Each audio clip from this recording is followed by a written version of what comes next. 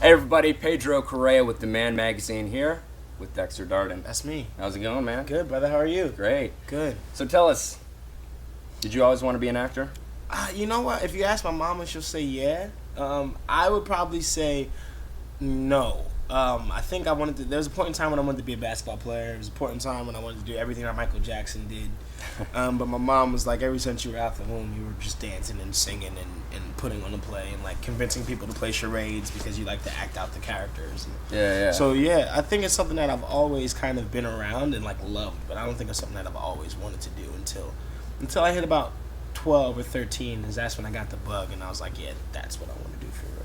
And what was the first touch of the acting bug? That's like a little crazy. I started doing these fundraisers for a camp called the Home Wall Game Camp, which is like my main charity, but it's a camp run by Paul Newman, who was a world famous actor, two-time Academy Award winner, and it was a camp for kids with special needs and blood diseases. And so I started doing like just fundraisers to raise money for the camp because I liked the idea and the concept of being for kids to be able to go, kids who are terminally ill to be able to go to a camp that's nonprofit, and through that, I just kind of kept doing these plays and being on stage and doing my Michael Jackson impersonations and all those kind of things. And so that's kind of how I got started, I guess. It's just being around it and doing it all the time. Tell us about your absolute worst audition. My absolute worst audition. It's funny because Maze Runner I thought was my worst audition ever. Like I was in the room and like they were telling me to jump here and do this, and do that, and do all these crazy things. And I remember walking out and calling my agent and my manager and being like, that was the worst audition I ever had in my life. And like I remember walking to my car and having a ticket on my car, and I was just so upset. And the next thing I know, I got a call that I booked the job. But I think as an actor, you kind of go through all these ups and downs in the audition rooms. Like I've had one recently where I just recently fell on my face, and it was for a pretty big project. Yeah, like I literally walked through the door and just fell on my face. No, no, it was for a pretty big project, and I just overthought it, and that's not who I am. I don't like to overthink my auditions. Yeah. But I overthought it, and I walked in, and I just completely botched it. And but I think that's one of the beauties of acting. It's like you're always falling, but you're always getting back up. And Paul Newman told me one thing before I started really getting into this business is auditioning is the job and booking the job is the reward. And so like if you just approach every audition like a job, sometimes you have great days of work, sometimes you have bad days of work, but you just have to keep it going and just try to do the best you can to persevere and not let that affect you. Yeah. And how have you grown as a person, as an actor, since you've booked Maze Runner? I've grown because of working with my cast on a film like Maze Runner. We didn't really know what it was going to be. We knew we were shooting this action movie, and we knew there was an opportunity for a sequel and another sequel. But when we shot the first Maze Runner, we were just a whole group of young, talented actors who were passionate about the project and wanted to take everything seriously.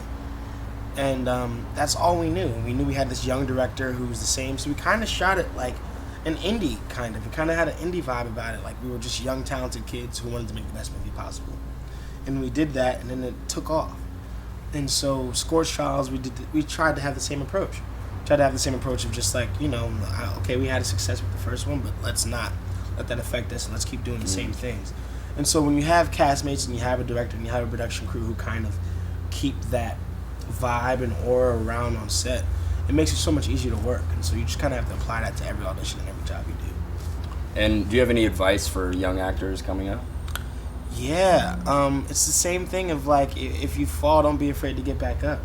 Nothing's ever easy. I can tell you, I think it's like some kind of crazy statistic of an actor goes on 100 auditions before he books the big one. Right. And you never know what the big one can be. It could be a small little independent project that your performance ends up being great, or it could be a big film or a big budget movie like Hunger Games or something like that. But as long as you just kind of stay focused and don't be afraid to get back up, that's the thing. Just keep fighting. And don't be afraid to take risk either. There's so many roles out there that people are like, I don't want to do this, I don't want to do that because I don't think that's me.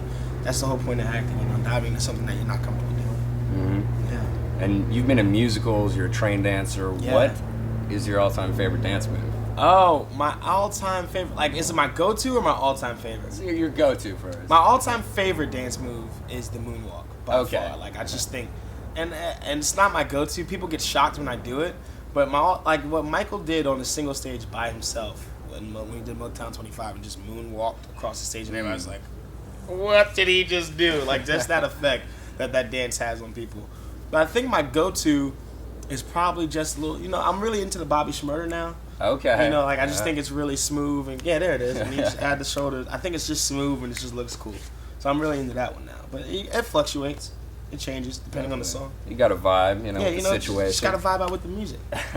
And do you have any other projects you're working on that you can update us on? I'm working on music now. I'm getting back into that whole singing thing, and so that's been something I've really been passionate about. After having some time off from sports trials, you know, I've been auditioning, but I've also just been kind of focusing on getting out a solid music project that people can hear and listen and enjoy.